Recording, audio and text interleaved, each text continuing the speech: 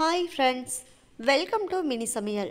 இன்றைக்கி நம்ம சேனலில் சூப்பரான டேஸ்ட்டில் நம்ம வீட்டு குட்டீஸுங்களுக்கு ரொம்பவே பிடிச்ச ஜெல்லி எப்படி செய்கிறதுன்னு தான் பார்க்க போகிறோம். இந்த ஜெல்லி செய்கிறதுக்கு வீட்டில் ஒரு தேங்காயும் ஒரு மாம்பழமும் இருந்தாலே போதும். சாப்பிட்றதுக்கு கடைகளில் கிடைக்கக்கூடிய ஜெல்லி மாதிரியே நல்லா ஸ்மூத் அண்ட் சாஃப்டாக இருக்கும். கடைகளில் நம்ம வீட்டு குட்டீஸுங்கெல்லாம் ஜெல்லி கேட்டால் வீட்டிலே செஞ்சு கொடுங்க. இப்போ இந்த ஜெல்லி எப்படி பண்ணுறதுங்கிறத வீடியோக்குள்ளே பார்க்கலாமா? அதுக்கு ஃபஸ்ட்டு ஒரு 10 கிராம் அளவுக்கு அகர் அகர் எடுத்துக்கோங்க. ஃபஸ்ட்டு இது கூட தண்ணி சேர்த்துக்கோங்க. தண்ணி சேர்த்து இந்த அகரகரை நல்லா ஒரு 10லேருந்து 15 நிமிஷம் வரைக்கும் ஊற வச்சுக்கணும். இப்போ கரண்டி போட்டு இந்த அகரகரை எல்லாத்தையும் நல்லா இந்த தண்ணியில் அமுத்தி விட்டுக்கோங்க. இப்போ இது நல்லா ஒரு 15 நிமிஷம் ஊறட்டும். அது வரைக்கும் மூடி வச்சு நம்ம வெயிட் பண்ணலாம். இந்த அகரகர் எங்கே வாங்கணும்னு கேட்டிங்கன்னா எல்லா சூப்பர் மார்க்கெட்லேயும் சரி, ஃப்ளிப்கார்ட், அமேசான் இந்த மாதிரி ஆன்லைன் ஆப்புகள்லேயும் சரி அவைலபிளாக தான் இருக்குது. வேணுன்னா வாங்கிக்கலாம். இன்றைக்கி நம்ம 2 வகையான ஜெல்லி செய்ய போகிறோம். ஃபஸ்ட்டு மேங்கோ ஜெல்லி தான் செய்ய போகிறோம். அதுக்காக நல்ல பழுத்த மாம்பழமாக ஒரு பழம் எடுத்துட்டு அந்த தோலெல்லாம் சீவிட்டு உள்ள சதையை மட்டும் எடுத்து தனியாக வச்சுக்கலாம். இப்போ பார்த்தீங்கன்னா நான் மாம்பழத்தை தோல் சீவிட்டு நல்லா கட் பண்ணி எடுத்து வச்சுருக்கேன். இப்போ இதை ஒரு சின்ன மிக்ஸி ஜாரில் சேர்த்துக்கலாம். இப்போ இந்த மாம்பழத்தில் கொஞ்சமாக தண்ணி சேர்த்து நல்லா மைய பேஸ்ட்டாக அரைச்சி எடுத்துக்கலாம். இப்போ பாருங்கள், மாம்பழத்தை நல்லா கெட்டியாக இந்த மாதிரி அரைச்சி எடுத்து வச்சுருக்கேன். நல்லா பேஸ்ட் மாதிரி அரைச்சி எடுத்துக்கணும். அதே சமயத்தில் நம்ம மாம்பழத்தை அரைக்கும் போது தண்ணி சேர்ப்போம் இல்லையா, அப்போ ரொம்ப அதிகமாக தண்ணி சேர்க்காமல் அரை டம்ளர் அளவுக்கும் குறைவாகவே தண்ணி சேர்த்துக்கங்க, சரியாக இருக்கும். இப்போ மேங்கோ ஜெல்லி செய்கிறதுக்கு மேங்கோவை ரெடி பண்ணியாச்சு. அடுத்ததாக கோகோனட் ஜெல்லி செய்கிறதுக்கு இப்போ தேங்காய் பால் ரெடி பண்ணிக்கணும். அடுத்து பார்த்திங்கன்னா அரை மூடி அளவுக்கு தேங்காயை எடுத்து அந்த பின்னாடி ப்ரௌன் கலரில் இருக்கக்கூடிய தோலெல்லாம் சீவி எடுத்துட்டு இந்த தேங்காயை சின்ன சின்ன பீசஸாக கட் பண்ணிவிட்டு நான் மிக்ஸி ஜாரில் சேர்த்துருக்கேன். இப்போ இது கூட அரை டம்ளராக 2 ட்ரிப்பாக சேர்த்துட்டு மொத்தமும் 1 டம்ளர் அளவுக்கு தண்ணி சேர்த்து நல்லா இந்த தேங்காய் பாலை அரைச்சி எடுத்துக்கலாம்.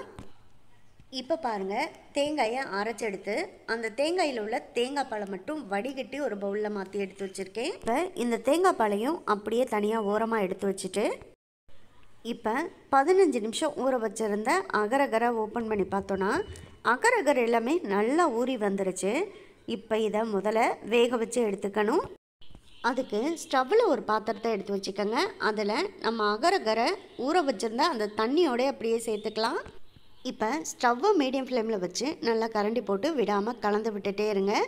அதுக்குள்ளே தண்ணி நல்லா சூடாகி இந்த அகரகரை எல்லாமே முழுசாக நல்லா கரைஞ்சி வந்துடும். இப்போ பாருங்கள், நல்லா ஒரு 10 நிமிஷத்துக்கிட்ட ஆச்சு.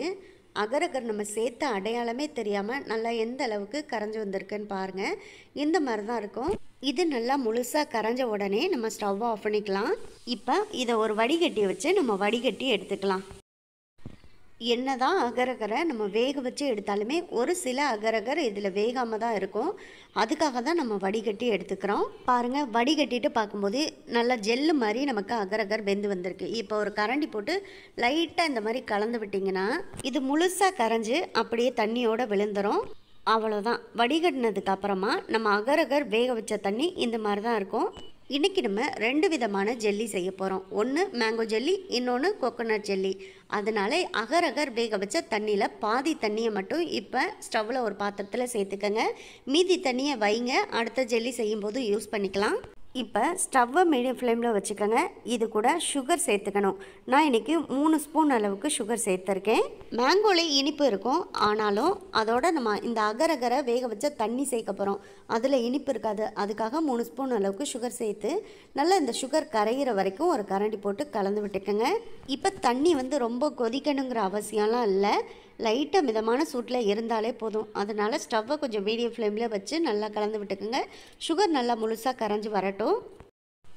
அவ்வளோதான். இப்போ இதில் சுகர் நல்லா கரைஞ்சாச்சு. இதில் நம்ம இப்போ அரைச்சி வச்சுருக்க மாம்பழத்தை சேர்த்துக்கலாம்.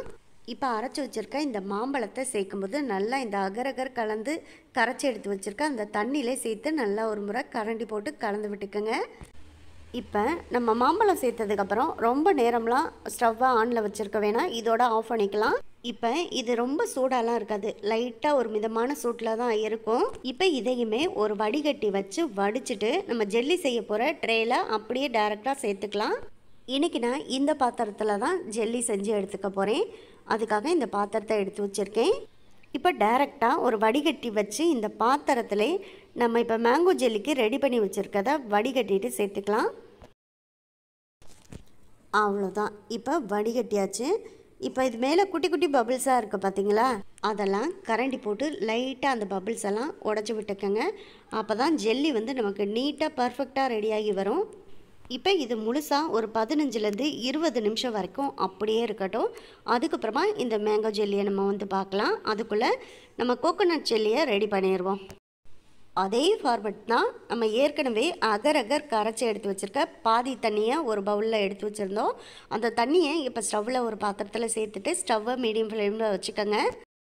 இதுலேயும் சுகர் ஒரு 3 ஸ்பூன் அளவுக்கு சேர்த்துக்கங்க. அப்புறமா சுகர் கரையிற வரைக்கும் நல்லா கரண்டி போட்டு கலந்து விட்டுக்கோங்க. இப்போ சுகர் நல்லா முழுமையாக கரைஞ்சி வந்துருச்சு.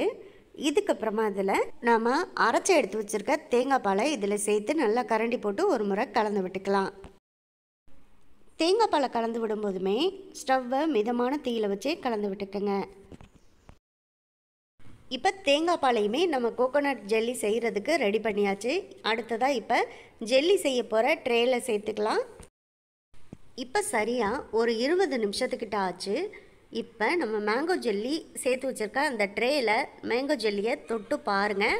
மேங்கோ ஜெல்லியோட அந்த மேலே உள்ள லேயர்லாம் பார்த்தீங்கன்னா ஜெல்லியோட கன்சிஸ்டன்சியில் பர்ஃபெக்டாக ரெடியாக இருக்கும். ஜெல்லியை கை வச்சு தொட்டு பார்த்துட்டு நீங்கள் கையெடுத்து பாருங்கள், கொஞ்சம் கூட ஈரப்பசையே இருக்காது. இப்போ இது மேலேயே கோகோனட் ஜெல்லி ரெடி பண்ணுறதுக்கு நம்ம இப்போ காய்ச்சி எடுத்து வச்சுருக்க தேங்காய் பாலை சேர்த்துக்கலாம். இப்போ தேங்காய் பாலை இதில் சேர்க்கறதுனால மேங்கோ ஜெல்லியும் தேங்காய் பாலும் ஒன்றோட ஒன்று ஒட்டியெல்லாம் வராது. ஏன்னா ஏற்கனவே பர்ஃபெக்டாக மேங்கோ ஜெல்லி வந்து ரெடியாகி வந்துருச்சு. அது நல்லா ஆறிடுச்சு. அது மேலே நம்ம தேங்காய் பாலையும் சேர்த்ததுனால கோகோனட் ஜெல்லி தனியாகவும் மேங்கோ ஜெல்லி தனியாகவும் தான் ரெடியாகி வரும். நான் இன்றைக்கி ஒரே பாத்திரத்தில் தான் 2 ஜெல்லியுமே செஞ்சு எடுத்துக்க போகிறேன். நீங்கள் தேவைப்பட்டால் இன்னொரு பாத்திரம், அதாவது 2க்குமே தனித்தனி பாத்திரம் யூஸ் பண்ணி கூட நீங்கள் ஜெல்லி செஞ்சுக்கலாம். இப்போ இது மேலேயும் குட்டி குட்டி பபிள்ஸ் இருக்குது. அதை கரண்டி வச்சு லைட்டாக இந்த மாதிரி எடுத்து விட்டுட்டோன்னா பபிள்ஸ் எல்லாமே போயிடும். அப்போது பர்ஃபெக்டாக நமக்கு ஜெல்லியும் ரெடியாகி வந்துடும். அவ்வளோதான், ஜெல்லிக்கு எல்லாமே ரெடி பண்ணி இப்போ வச்சாச்சு. இது நல்லா ஒரு 30 நிமிஷம் ஆறட்டும்.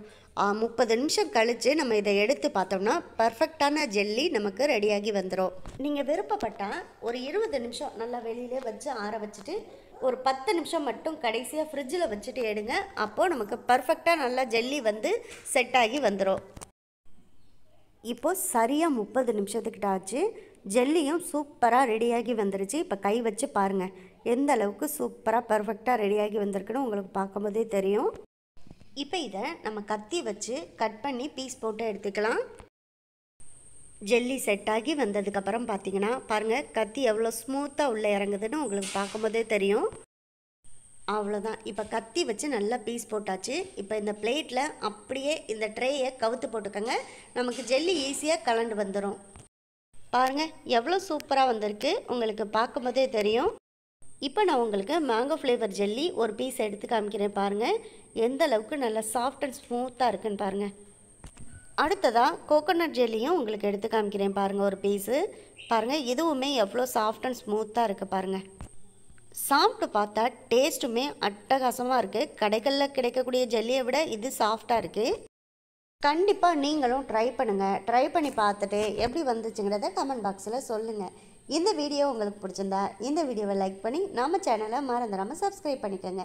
சப்ஸ்கிரைப் பண்ணும்போது பக்கத்தில் உள்ள பெல் ஐக்கானை கிளிக் பண்ணி வச்சுட்டிங்கன்னா நான் போடக்கூடிய குக்கிங் வீடியோ எல்லாமே உடனுக்குடனே உங்களுக்கு வந்து சேரும். உங்கள் ஃப்ரெண்ட்ஸ் அண்ட் ரிலேட்டிவ்ஸ் எல்லாருக்கும் ஷேர் பண்ணுங்கள். இதே போல் அடுத்தடுத்து நல்ல நல்ல வீடியோவில் சந்திப்போம். ஓகே, பாய்.